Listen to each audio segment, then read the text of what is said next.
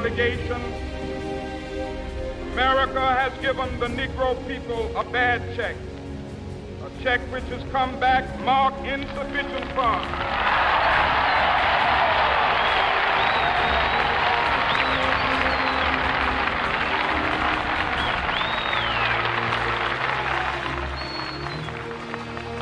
But we refuse to believe that the Bank of Justice is bankrupt. We refuse to believe that there are insufficient funds in the great vaults of opportunity of this nation. So we've come to cash this check, a check that will give us upon demand the riches of freedom and the security of justice.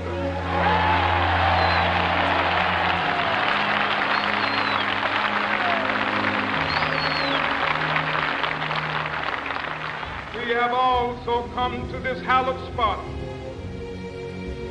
to remind America of the fierce urgency of now.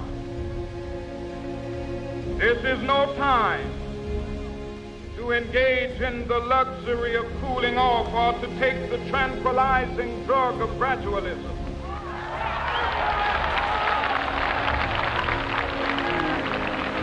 Now is the time to make real the promises of democracy. Now is the time to rise from the dark and desolate valley of segregation to the sunlit path of racial justice. Now is the time to lift our nation from the quicksands of racial injustice to the solid rock of brotherhood. Now is the time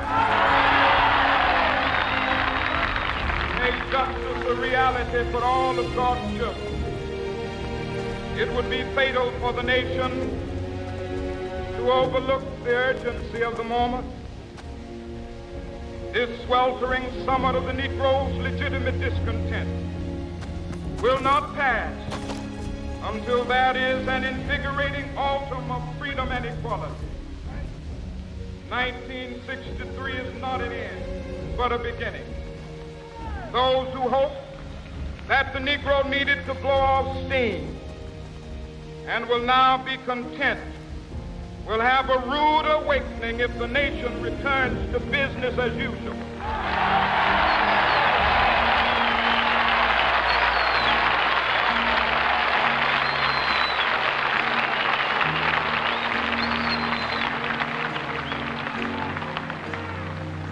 There will be neither rest nor tranquility in America till the Negro is granted his citizenship rights.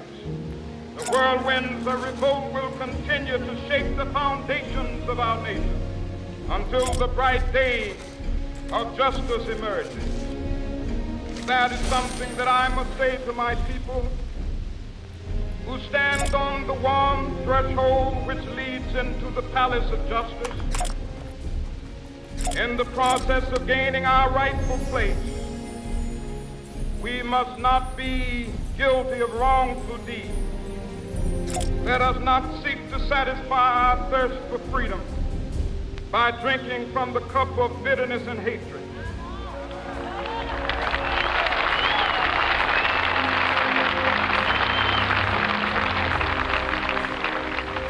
We must forever conduct our struggle on the high plane of dignity and discipline.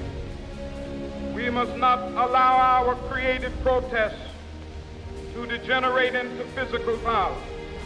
Again and again, we must rise to the majestic heights of meeting physical force with soul force.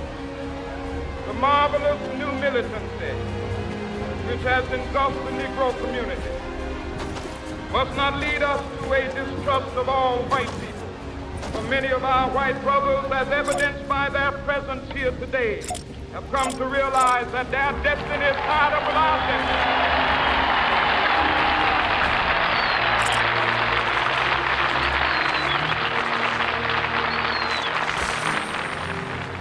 They have come to realize that their freedom is inextricably bound to our freedom.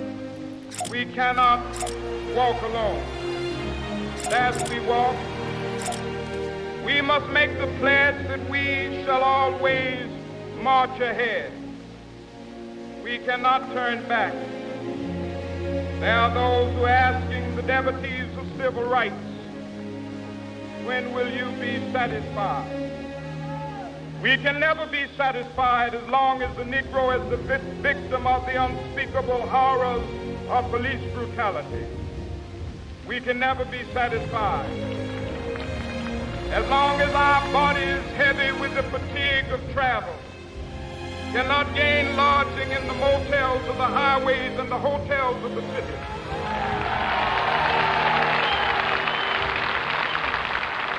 We cannot be satisfied as long as the Negro's basic mobility is from a smaller ghetto to a larger one. We can never be satisfied as long as our children are stripped of their selfhood and robbed of their dignity by signs stating for whites only.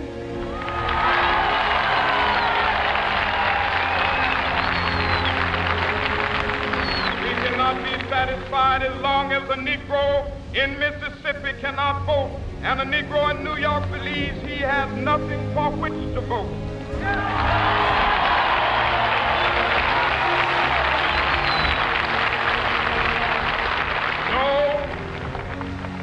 No, we are not satisfied, and we will not be satisfied until justice rolls down like waters and righteousness like a mighty stream.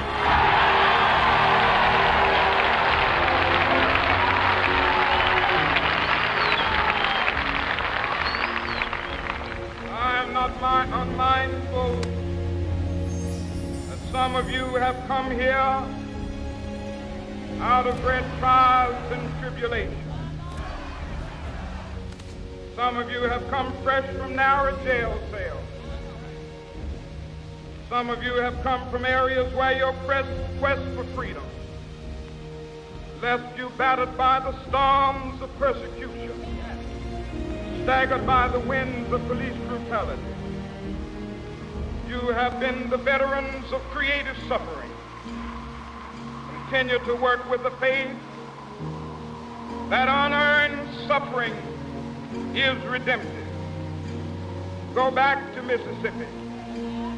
Go back to Alabama. Go back to South Carolina. Go back to Georgia. Go back to Louisiana. Go back to the slums and ghettos of our northern cities, knowing that somehow this situation can and will be changed. Let us not wallow in the valley of despair. I say to you today, my friend,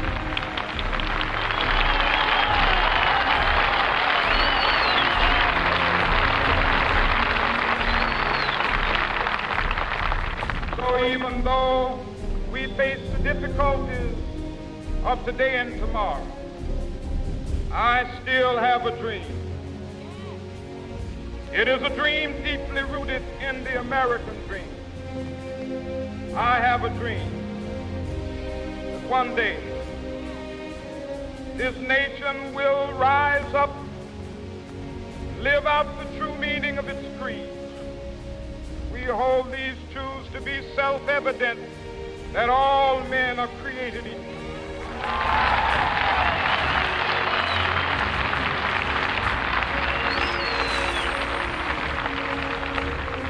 I have a dream